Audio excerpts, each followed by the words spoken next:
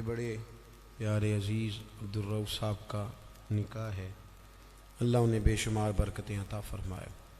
और शादी के इस मौका पर हम सब यहाँ इस महफ़िल मुबारक में हाज़िर हैं। अल्लाह ताला हमें अपनी खुशियाँ भी अल्लाह और रसूल से वाबस्ता करने की तौफ़ीक़ अता फ़रमाए और अल्लाह ताला हमें ज़िंदगी के हर मामले में सुन्नत और शरीयत की पाबंदी नसीब फ़रमाए। आला हज़रत फ़ाज़िल बरेलवी रहमतुल्लाह अलैह की बात हो रही थी। आला हज़रत रहमतुल्लाह ताला अलैह ने एक जगह पे लिखा है, आप फरमाते हैं कि पड़ोसी के घर तो खाना वो लेने जाए जिसके अपने घर ना पका हुआ, और किसी से मशवरा तो वो मांगे जिसको अपने घर में ना मिलता हो। फरमाते हैं मुसलमान तो गैरों के तरीके पे तब चलें जब नबी पाक ने हर चीज़ बताई ना हो, और जब महबूब ने सारा कुछ बता दिया है, सारा कुछ। बच्चा पैदा होगा तो आप उसका अकीका करेंगे, उसके सर के बाल उतरवाना और उनकी वज़न के मुताबिक चांदी को खैरात करना, 7वें दिन नाम रखना, ये सारी चीज़ें हुजूर ने बतलाई। उसके कान में अजान देना, उसको गुट्टी देना। फिर ये भी हुजूर ने फरमाया कि उसका बिस्तर भी तुमने जब बड़ा हो जाए 10 साल का तो नमाज, 7 साल का हो तो नमाज के लिए कहो, 10 साल का ना पड़े तो उसे मारो, बड़ा लगने लगे तो बिस्तर अलग कर दो, और फिर जब वो बोलने लगे तो सबसे पहले अल्लाह का नाम सिखाओ। नबी करीम सल्लल्लाहु अलैहि वसल्लम ने ना हर मौका पर, यानी सिर्फ ऐसा नहीं है कि मस्जिद में आने के आदाब तो हैं तो घर में जाने के नहीं। नबी पाक सल्लल्लाहु अलैहि वसल्लम ने फरमाया बालिग हो जाए तो निकाह करो। निकाह किसके लिए सुन्नत, किसके लिए वाजिब, किसके लिए फ़र्ज़। निकाह खातून के ज़िम्मे क्या ज़िम्मेदारियाँ खामन के हवाले से, और बीवी के लिहाज से फिर खामन की क्या ज़िम्मेदारियाँ, हर चीज़ को ना अपनी अपनी जगह पे पूरी वजाहत के साथ। और अगर आप पढ़ेंगे तो आपको पता चलेगा कि इस्लाम इंसान की हर ज़रूरत को पूरा करता है, और नबी करीम सल्लल्लाहु अलैहि वसल्लम ने हर जगह हमारी हर ज़रूरत का ख्याल फरमाया। अगर आप दीन को पढ़ते जाएंगे तो आपको ज़रा भी दाएं बाएं देखने की ज़रूरत नहीं पड़ेगी। समझ आ रही है मेरी बात? ये बाल दाढ़ी का हिस्सा है, इसका भी जिक्र हमारे बुजुर्गों ने कर दिया। दाढ़ी कितनी होनी चाहिए इसका तज़किरा भी। एक सवाल मुझसे पूछा गया है कि बाद बच्चे दाढ़ी का डिज़ाइन बनाते हैं। भाई मसला ये है, याद रखना हमेशा, एक बंदा सुन्नत पर अमल नहीं करता वो गुनहगार है, और एक सुन्नत को सुन्नत समझ के मजाक उड़ाए तो काफिर है। सुन्नत को सुन्नत जानते हुए अगर उसका मजाक उड़ाएगा तो नहीं। समझ आ रही मेरी बात की? हमारे बच्चे डिज़ाइनों पे चलते हैं बेचारे, पता नहीं किसकी नज़र लग गई, और बड़ी चीज़ें हैं, लेकिन दाढ़ी के डिज़ाइन बनाना और गलत हरकत करना ये तो एक इंतहाई मज़मूम हरकत। अल्लाह हमें समझने की तौफीक अता फरमाए। और मैं मिल्लत के जवानों से ये गुजारिश करूँगा, आपने डिज़ाइन वाली दाढ़ियाँ भी रख के देखी हैं, एक दफ़ा ना नबी करीम की सुन्नत वाली दाढ़ी भी ज़रा रख के देखो, तुम्हें कोई अजीब ही जायका नसीब होगा। ये आपके चेहरे के मुताबिक अल्लाह ने इसको वज़ादारी दी। ये हरकतें जो आप करते हैं ना, ये तो अजीब सी हरकत हैं, इनका तो कोई पस मंज़र ही नहीं है। तो इंसान महसूस अगर करे तो छोटा महसूस होता है ये काम करके। तो हमेशा वो काम करें जिसमें सुन्नत और शरीयत की पासदारी। अल्लाह समझने की तौफीक अता फरमाए। ये जो निकाह है ना, निकाह शादी, नबी करीम अलैहिस्सलाम ने फरमाया ये गैर का तरीका नहीं, बल्कि फरमाया अन्निकाहु मिन सुन्नती। फरमाया निकाह तो मेरा तरीका है, निकाह मेरा तरीका है। और आप हैरान होंगे कि कुरान और सुन्नत ने जो शादी को और मियाँ बीवी को जो रिश्ता दिया है वो बड़ा ही अजीब दिया है। फरमाया हुन्ना लिबासुल लकुम व अंतुम लिबासुल लहुन। मर्द औरत का लिबास है और औरत मर्द का लिबास है। सर्दी गर्मी में भी लिबास जिस्म की हिफाजत करता है, सर्दी गर्मी के लिहाज से भी हिफाजत करता है। मर्द औरत की हिफाजत करता है, दुख में, तकलीफ में, गुर्बत में, परेशानी में। औरत भी मर्द की हिफाजत करती है, उसके बच्चों की, उसके घर की, उसकी निशानियों की। पालती तो माँ ही है ना बच्चे। बोलें वल्दियत किसकी लिखी जाती? अब्बा जी की। जानशीन, सजादा नशीन, वारस, वो कौन किसका होता है? वो अब्बा जी का। लेकिन पालती पोसती कौन है? अम्मा जी। अब्बा जी अम्मा को बच्चे दे के रोज घर से जाते हैं, फलानी जगह जा रहा हूँ बच्चे संभाल, फलानी जगह जा रहा हूँ बच्चे तेरे। कभी ऐसा भी हुआ है कि अम्मा कहे मैं जरा 15 दिनों के जा रही हूँ कहीं, तो बच्चे तुम रख लो? होता है ऐसे? तो मर्द औरत का हुकूक का ख्याल करते हैं, औरत मर्द के हुकूक का। नबी पाक सल्लल्लाहु ताला अलैहि वसल्लम ना बड़ा ख्याल करते थे। हमारे यहाँ तो ये होता है ना, जो किसी का गुलाम होता है वो बेचारा सारी जिंदगी गुलाम ही रहता है। वजीर साहब भी, पीर साहब भी खिदमत कराते रहते हैं सारी जिंदगी, लेकिन उस बेचारे का ख्याल नहीं करते। मैं अक्सर कहा करता हूँ कि जब तक किसी पीर के आस्थाने पे झाड़ू दे तब तक तो मंजूर नज़र मुरीद होता है, और अगर उस बेचारे पे कर्जा चढ़ जाए तो पीर साहब कहते हैं ये उसका ज़ाती मामला है। जब तेरे घर में झाड़ू दे रहा था फिर ज़ाती मामला नहीं था? जब तक वो MPA के पोस्टर छिपवा रहा हो, सारी ड्यूटियां कर रहा हो, तब तक तो वो सियासी कारकुन। और अगर उस बेचारे के घर में गुर्बत आ जाए, उस पर कोई मुकदमेबाजी हो जाए, कहीं उलझ जाए, तो फिर क्या कहते हैं उसका जाती। अब कैसे जाती मामला हो गया? मेरे अजीज, मेरे महबूब करीम अलैहिस्सलाम का तरीका मुबारक था, किसी पे कर्जा चढ़ता तो हुजूर उसका भी ख्याल करते, कोई बीमार होता तो हुजूर तीमारदारी करने जाते। क्या खूबसूरत लफ्ज हैं बुखारी के। हुजूर ने फरमाया मेरा कोई उम्मती इंतकाल कर जाए, अगर पैसे छोड़ के जाए, तरका छोड़ के जाए, माल छोड़ के जाए, तो फरमाया उसके वारसों में बांट देना, लेकिन अगर उसके जिम्मे कर्जा हो ना तो मेरे पास आ जाना, मैं अपनी उम्मती का कर्ज अदा कर दूंगा। मेरे पास आना, मैं कर्जे दूंगा। ये महबूब करीब ने बयान। तो हुजूर ना जरा ख्याल करते।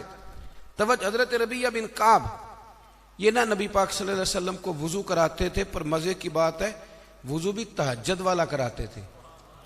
कौन सा जी? बोल के बताइए, समझ आ रही है आप हजरात को?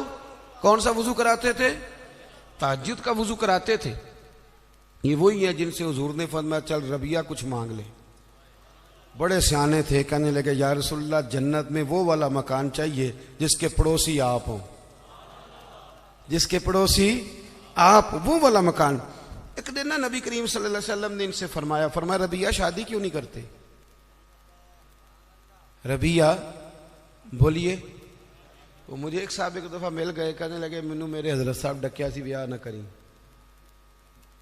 मैं क्यों ना, आप कीता है कि नहीं? तो दो कीते ने, तो मैं क्या तेनू कल ही डकिया सो। अजीब फलसफा है ना, यानी किसी और के लिए फकर का हुक्म है, हमारे लिए ये किस किस्म की फकीरी है? अजीब मिजाज है ना ये। यहाँ तो कोई मकासद हो, अल्लाह ताला समझे, समझने की तौफीक अता फरमाए। अल्लाह ताला हमें तौफीक दे कि हम इस बात का ख्याल करें, लेकिन अब मिजाज है हमारा। बहरहाल आमदाम बरसरे मतलब हुजूर ने फरमाया रबिया शादी क्यों नहीं करते? तो कहने लगे या रसूलल्लाह ना तो दौलत है, ना माल है, ना घर है हुजूर, ना नौकरी है, और फिर रंग रूप भी कोई नहीं। मेरा रूप भी नहीं तो मेरा रंग भी नहीं, तो मैनू यार मनाउण दा ढंग भी नहीं। हुजूर कुछ पता ही नहीं, कौन मुझे रिश्ता देगा? हुजूर खामोश हो गए। दूसरे दिन फिर वुजू कराने आए तो महबूब ने पूछा रबिया शादी क्यों नहीं करते? अर्ज करते हैं कि या रसूलल्लाह ना घर मकान, ना जायदाद, ना कोई और शय, कौन रिश्ता देगा? हुजूर अलैहिस्सलाम खामोश हो गए। एक बड़ी खूबसूरत बात लिखी है साहिब सीरतुन नबविया डॉक्टर अहमद अब्दुल रज़ाक ने। वो लिखते हैं कि हजरत रबिया बिन काब कहते हैं जब दूसरे दिन भी मैंने मना कर दिया ना, तो मेरे दिल में ख्याल आया रबिया तो बड़ा अजीब आदमी है, जब नबी पाक फरमाते हैं शादी कर ले। समझ आ रही है ना आपको? जब हुजूर फरमाते हैं शादी कर ले तो तू ये दलीलें क्यों देता है? तुझे तो चाहिए तू कह दे हुजूर जैसे दिल करता है वैसे कर ले। एक गुलाम के लिए हुजूर बंदोबस्त कर, जैसे दिल करे वैसे। कहते मैं तीसरे दिन इरादा करके गया कि आज हुजूर ने पूछना है तो मैंने बता देना, पर सारा ही वुजू हो गया, अल्लाह के नबी ने पूछा ही नहीं। मेरे दिल में ख्याल था पूछेंगे, आप पूछेंगे, वुजू मुकम्मल हो, लेकिन हुजूर ने पूछा। कहते अब हुजूर मैं अब खड़ा हूं, महबूब फरमाने लगे हो गया वुजू जाओ। फरमाते हैं मैं पलट पलट के देखता हूं, दरवाजे से बाहर गुजरने लगा ना तो एक दफा मैंने फिर पलट के देखा, महबूब अपने मामलात में मशगूल थे। जब मैं पैर बाहर रखने लगा तो आवाज दी और मुस्कुरा के आवाज दी। क्या शान है बरेली के इमाम की। फरमाने लगे जिसके गुच्छे से लच्छे जड़े नूर के, जब हुजूर मुस्कुराते थे तो ये नूर के गुच्छे थे दांत, इनमें से फिर नूर निकलता था। तो आला हज़रत फरमाते हैं जिसके गुच्छे से लच्छे जड़े नूर के, उन सितारों की नुज़हत पे लाखों सलाम और उनकी बातों की लज्जत पे बेहद दुरूद, उनके खुतबे की हैबत पे लाखों सलाम, और जिसकी तस्कीन से रोते हुए हंस पड़े। हुजूर जरा सी तस्कीन करते थे तो रोने वाला हंस पड़ता, तो फिर बड़ा इंतजार करना पड़ता होगा, 2-2 घंटे हुजूर मुस्कुराते नहीं होंगे। तो आला हज़रत फरमाते नहीं भाई ये भी मसला कोई नहीं, ये भी मसला कोई नहीं कि 2 घंटे के बाद मुस्कुराएंगे तो रोने वाला हंसेगा। फरमाने लगे जिसकी तस्कीन से रोते हुए हंस पड़े, उस तबस्सुम की आदत पे लाखों सलाम। ये तो आदत है नबी पाक की, तुम्हें इंतजार नहीं करना पड़ेगा, तो आदत है हुजूर। तो हुजूर ने फरमाया शादी कर लो। कहते मैं मुस्कुराया, दौड़ के वापस आया, या रसूलल्लाह जैसे हुक्म हो कर दे। मेरे महबूब की भी क्या बात, क्या अंदाए हैं रसूल करीम की। हुजूर ने फरमाया फलां कबीले के सरदार के पास जाओ, उसे जाके कह कि अपनी बेटी का निकाह तेरे साथ कर दे। आप फरमाते मैं गया, सलाम ली, अंदर दाखिल हुआ, उन्होंने बुलाया, मैंने कभी हुजूर ने भेजा है, और महबूब ने कहा अपनी बेटी का निकाह मेरे साथ कर दो। हज़रत रबिया बिन काब रदी अल्लाह तआला अन्हु फरमाते माँ ने उसके बाप की तरफ देखा, उस लड़की के बाप की तरफ, और लड़की के बाप ने माँ, बड़ी बड़ी जो है वो फिक्र होती है लड़की के माँ बाप, दोनों ने एक दूसरे की तरफ देखा तो इनकार नहीं किया कि मैं नहीं, हमने नहीं रिश्ता देना, बल्कि लड़की का वालिद कहने लगा कि महबूब से अर्ज करना मैं आऊंगा, मैं खुद आके हाजिरी दूंगा, उनसे अर्ज करना मैं आऊंगा।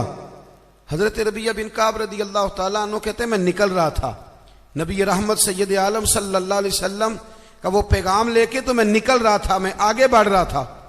फरमाते हैं जब मैं दरवाजे से बाहर हूं, तवज्जो है ना मेरे दोस्तों की, कहते हैं जब मैं दरवाजे से बाहर होने लगा ना, पैर रखने ही लगा था, तो वो लड़की पर्दे के पीछे से बोली, तवज्जो है मेरी बात पर, वो खातून पर्दे के पीछे से बोली और बोल के कहने लगी गुलाम ठहर जा।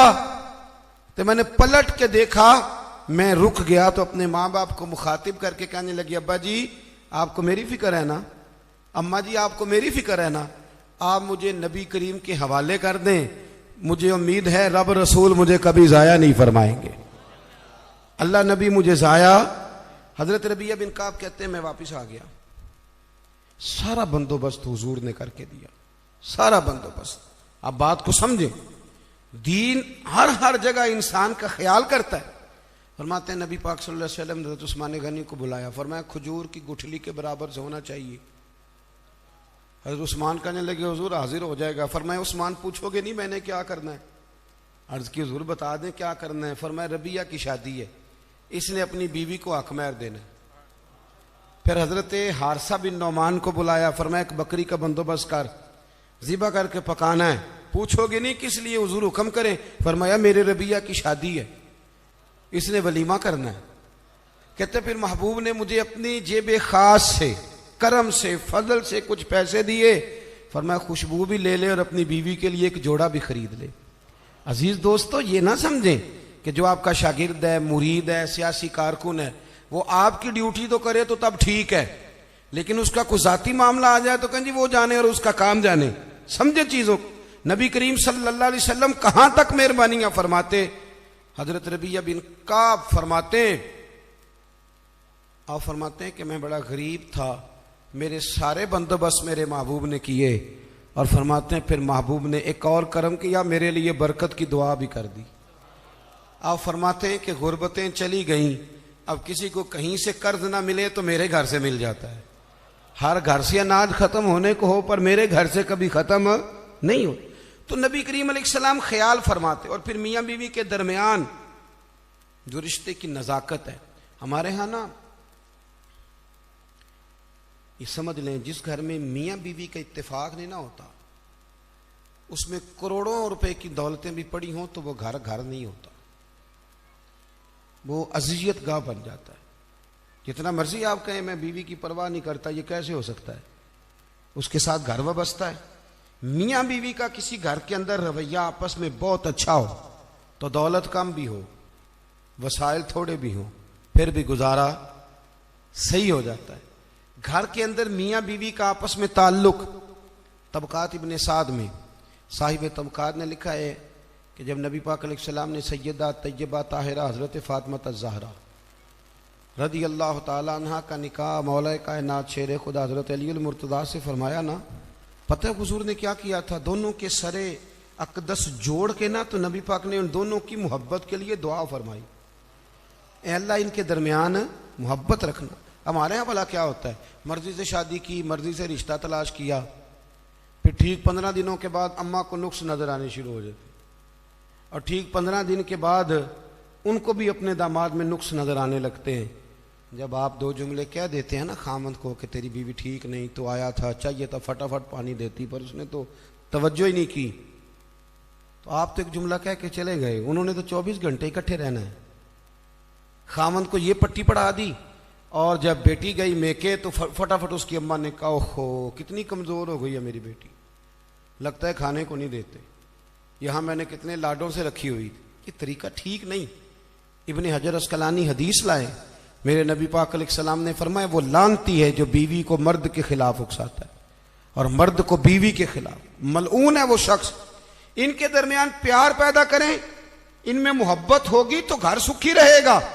सरवरे कायनात सल्लल्लाहु अलैहि वसल्लम को पैगाम आया, साहिब तबकात ने लिखा है, पैगाम आया, पता चला कि किसी बात में ना मौला कायनात और सैयदा फातिमा ज़हरा रदी अल्लाह ताला अन्हा में किसी बात में शक्र रंजी हो गई, मोहब्बत के साथ कोई बात आगे बढ़ गई, हुजूर तशरीफ लाए। थक तो नहीं गए आप लोग कि आपका ख्याल है खुश्क मौलवी मंगा लिया आज? चले सुन तो लेना, मैं तो मोहब्बत से आया हूँ, बड़ा लंबा सफ़र करके आया हूँ, कई जगह जा नहीं पाता, लेकिन ये मौका ऐसा था, मैंने छुट्टी करना मुनासिब ही नहीं समझा, मैंने कहा यहाँ ज़रूर पहुँचना चाहिए, तो थोड़ी सी बातें करनी है, प्यार से सुन तो लेना। आप तो घूर रहे हैं मुझे बीच बीच में से, ये किस तरह की तकरीर कर रहा है, अल्लाह आपको जज़ाए खैर।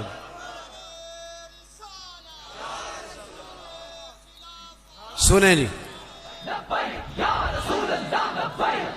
जज़ाकल्लाह, सुने जी सुने, नबी करीम सल्लल्लाहु अलैहि वसल्लम ने ना, हुजूर को पता चला, और मजे की बात यह कि रवायत के रावी भी मौला अली शेर खुदा।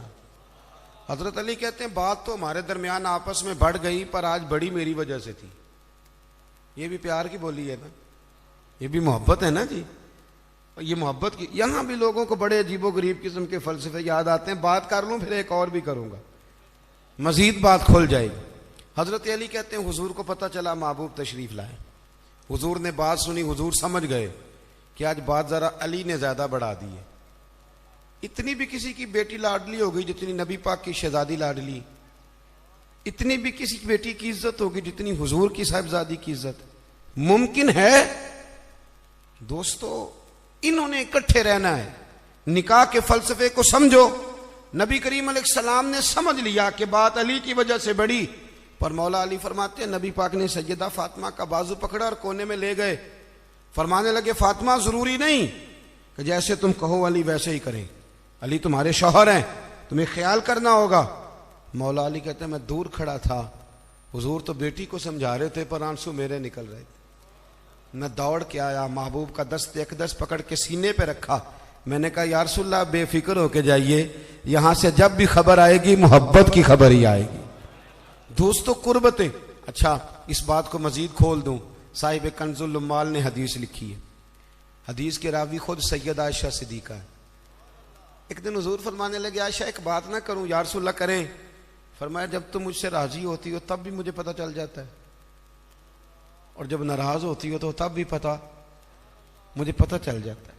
यहां ना कुछ लोग बादशाह सलामत हैं, बादशाह सलामत, वो कहते हैं मैं अगर कहूं कि मैं थोड़ा बहुत अपने घर वालों का भी ख्याल करता हूं, बात मानता हूं, तो फिर तो लोग मुझे बहुत बड़ा बुज़दिल आदमी समझेंगे, मेरी घर में भी कुछ तवज्जो है।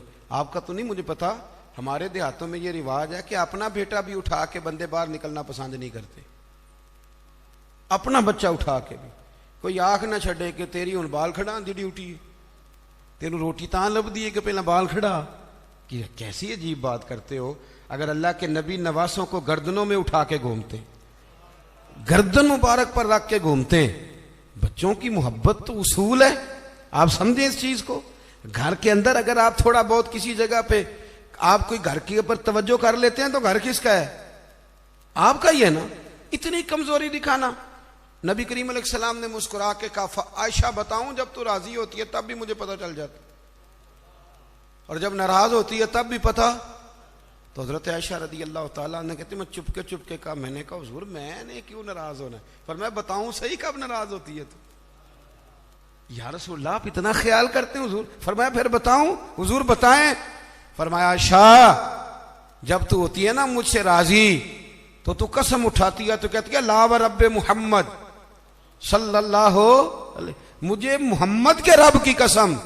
और जब तू नाराज होती कि तू कहती है ला व रब्बे इब्राहिम, मुझे हजरत इब्राहिम के रब की कसम। कहती हो कि नहीं?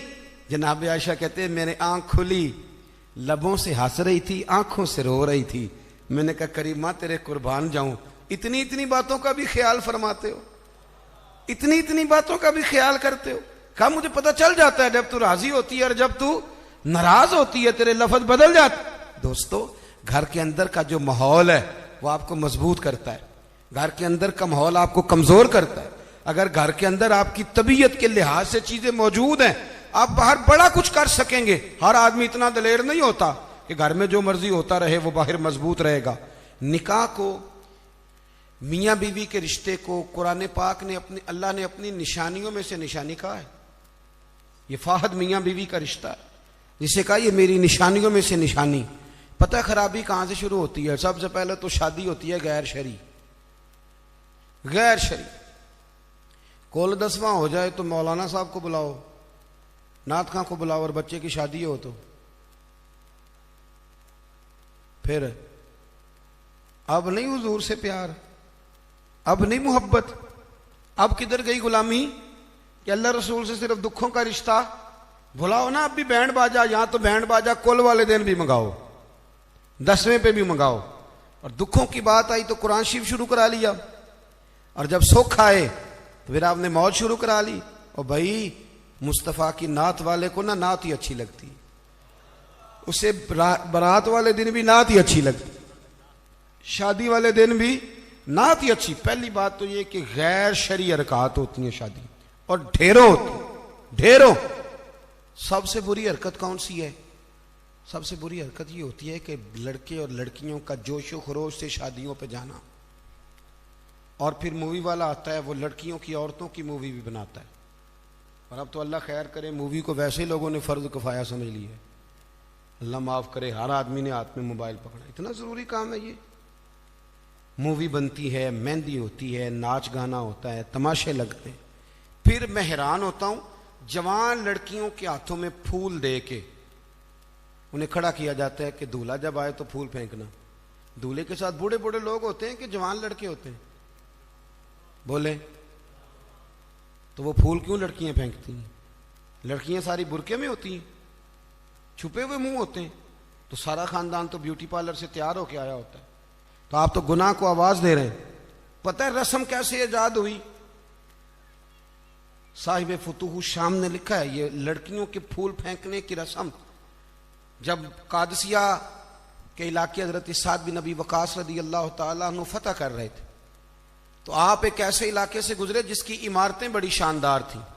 अल्लामा वाकदी कहते हैं कि दूर दूर से लोग वो इमारतें देखने आते थे कि भाई फन तामीर का शाहकार है ये चीजें। उस एरिया से गुजरना था मुसलमान फौज ने, तो ईसाइयों ने और यहूदियों ने एक चाल चली। उन्होंने औरतों से कहा, खूबसूरत लड़कियों से, कि फूल पकड़ लो और जब फौजी गुजरे तो इनके ऊपर फूल फेंकना। अगर 2-3 जर्नल भी तुम तबाह करने में कामयाब हो गई तो मुसलमानों का हम ज़ेर कर लेंगे। फूल फेंको। छतों पे चढ़ गई, और छतों की तरफ नौजवानों ने देखना वैसे ही है, चूंकि शाहकार है हमारी मनाजिल। हजरत साद बिन नबी वकास रदी अल्लाह तआला अन्हु आगे आगे थे। समझ आ रही है ना मेरी बातों की? आगे आगे जा रहे थे, कमान कर रहे थे फौज की। जब आपने देखा औरतें छतों पे हैं तो हजरत साद बिन नबी वकास शरारत समझ गए, साजिश समझ गए। लोग जहर भी जो होता है ना, जहर भी दूध में डाल के देते हैं, डायरेक्ट नहीं देते। उन्हें पता होता है कि जहर रगों में कैसे उतारना है। जनाब साद बिन नबी वकास आगे आगे थे। जब देखा औरतें छतों पे हैं तो फौरन बोले, घोड़े पे चढ़ गए और फौज की तरफ तवज्जो करके कहने लगे, फौजी हो तुम्हें पता है ना अल्लाह क्या फरमाता है? रब फरमाता है मर्दों से कहो नजरें झुका के रखे। नजरें कौन भला जी? मोमिन मर्द। कुरान मजीद ने हुक्म दिया कि मोमिन मर्द नजरें, इसका मतलब है मर्द वो नहीं होता जो अकड़ अकड़ के चले। मर्द तो है ही वो, कद ऊंचा हो, नजरें झुकी हुई हो। मर्द कहते ही उसे। मर्दों से कहो नजरें झुका के रखें। 10,000 फौज थी, औरतें फूल फेंकती नहीं।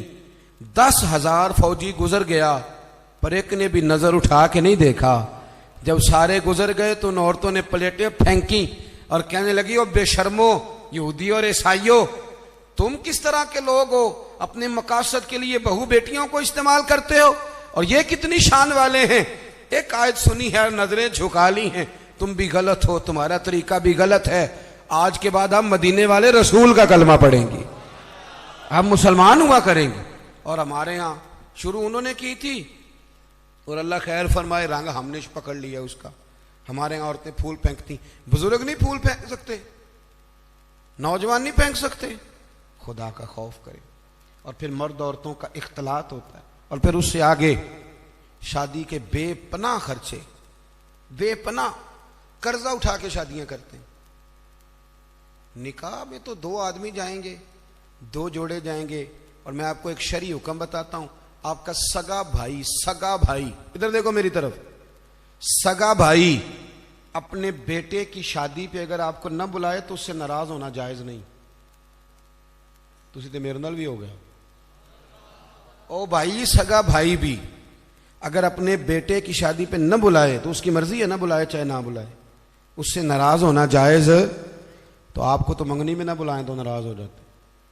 और अगर कोई कार्ड भेज दे ना सिर्फ वलीमे का, कहने ने हूँ वलीमे ते भी वो भी जान गए जेड़े जांच नाल गए सन, असी सिर्फ वलीमे ते भाई फर्ज है आपका जाना। हाँ, हुजूर ने हुक्म दिया है कि वलीमे की दावत दे तो जरूर जाया करो। लेकिन इसके इतने ज्यादा खर्चे हमने कर दिए, हमारे बच्चे, आप नाराज ना होना, गुनाह इसलिए आम हो गया कि हमने निकाह मुश्किल कर दिया। निकाह मुश्किल हो गया। अगर हम इसके अखराजात कम करें, मैं शादियां देखता हूं, मुझे लगता है इतने पैसों में 6 शादियां हो सकती हैं। कर्जा उठा के शादी कर ली, 15 दिन नहीं गुजरते तो पैसे लेने वाला आ जाता है। वो कहता मेरे तो रखना पहले। तो अब वो बच्चा बेचारा, उसने क्या शादी के बाद खुश रहना, वो तो कर्जे अदा कर रहा है, घर में लड़ाई पड़ी हुई, 1 महीना पूरा बीबी जेवर नहीं बेचारी पहन सकती, वो सारा कर्जे में चला जाता है। गलत काम करते हैं हम। सुनो, हजरत अब्दुर्रहमान इब्ने औफ रदी अल्लाह ताला, सहाबा में सबसे अमीर आदमी, सबसे अमीर। ये बुखारी में हदीस है, फजर की नमाज ना उन्होंने नबी करीम अलैहिस्सलाम के पीछे पढ़ी, सफेद कुर्ता पहना था तो उसको जर्द रंग का दाग लगा हुआ था। तवज्जो है ना मेरी बात? सफेद कुर्ता और जर्द रंग का दाग। नबी पाक सल्लल्लाहु अलैहि वसल्लम ने कहा, ये अब्दुर्रहमान ये क्या है?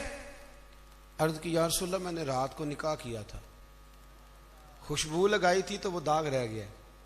हुजूर ने तो कोई उस पर इसरार नहीं किया कि यार इतने अमीर आदमी की शादी मदीने में पता ही नहीं चला, किसी को खबर ही नहीं।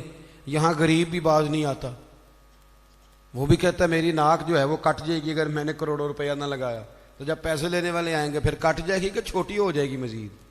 मेहरबानी फरमाएं, आप किस चक्कर में पड़े हुए? हुजूर ने क्या फरमाया? नबी करीम सल्लल्लाहु अलैहि वसल्लम फरमाने लगे, निकाह कर लिया तो वलीमा जरूर करना, चाहे 1 बकरी ही ज़िबा करो। तो अपने घरों के अंदर सुकून का माहौल कायम करें, शादी और ब्याह को हुजूर की सुन्नत के दायरे में लेके आए। ये वफादारी का रिश्ता है, ये खुलूस का रिश्ता है। इस रिश्ते को खुलूस वाली मनाजिल की तरफ लेकर के जाएं। बीवी ख्याल करे कि मुझे अपनी खामन की खिदमत करनी है, खामन ख्याल करे कि मुझे बीवी, मैं अक्सर कहा करता हूं, मैं कहता हूं कि अगर आप बीवी के माँ बाप की इज्जत करेंगे तो वो भी आपके माँ